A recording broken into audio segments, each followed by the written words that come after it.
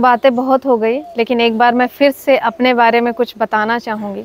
मेरा नाम वर्षा मिश्रा है और मेरा घर कुंडा क्षेत्र में पड़ता है और मेरी संस्था श्रृंगवेरपुर में है।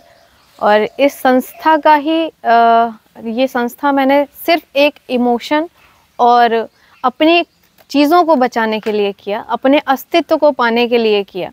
क्योंकि अगर मैं टीचर बन जाती तो आज आप सबके बीच में ना होती, कहीं अलग ही होती।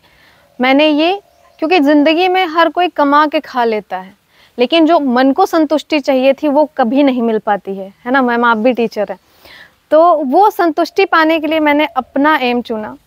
रास्ता कठिन था, गौशाला चलाना, एक गाय की सेवा नहीं कर पाते हम लोग, एक बीमार गाय को लाके उनकी सेवा करना, देखभाल करना, हॉस्पिटल ले जाना, हॉस्पिटल से फिर ले आके रखना, तो अपने आप में एक बहुत बड़ा चैलेंज था। चूँकि मैंने बीएड किया, एमए किया और उसके बाद ये काम कर रही थी, तो ट्रोलिंग का तो सवाल ही पैदा होता है भाई, उसके अलावा तो कोई बात ही नहीं रहता। सबके नज़र में मैं पागल और एक बेवकूफ़ थी कि मतलब इतनी पढ़ी लिखी और जॉब छोड़ के यहाँ आके ये काम कर रही है।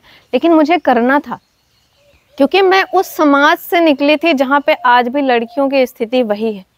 एक बार भी लड़कियों से नहीं पूछा जाता कि तुम क्या करना चाहती हो। 12th के बाद मुझे नहीं लगता कि कोई माँ बाप पूछता है कि बेटा तुम क्या करना चाहती हो।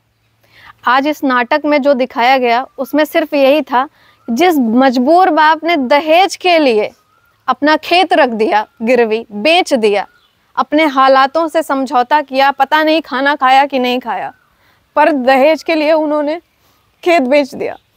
अगर वही दहेज हमारे एजुकेशन में लगाया जाए तो क्या हम नहीं कर सकते? अगर 1 बीघा प्रॉपर्टी हमारे लिए बेच दी जाए तो हम 10 बीघा बना सकते हैं। मुझे यही बात बतानी थी। हमें नौकरी करना है, लेकिन किसी का नौकर बन के नहीं रहना। माँ बाप का सम्मान करो, उनकी मजबूरियाँ देखो और उनसे ये सीखो कि ये मेरे लिए इतना मजबूर हो के कर रहे हैं, मैं इनका सर उठाऊंगी। मैं अपने लिए करूंगी, अपने साथ 10 लड़कियों के लिए करूंगी। मैं चाहती तो मैं किसी गांव में चली जाती, वहाँ ये शो कर देती, ख़त्म कर देती, नहीं होता, ये सब नहीं करना था।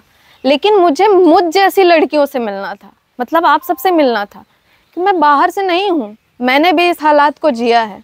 जब मैं घर से बाहर निकली इस काम के लिए, लोगों ने मुझे बहुत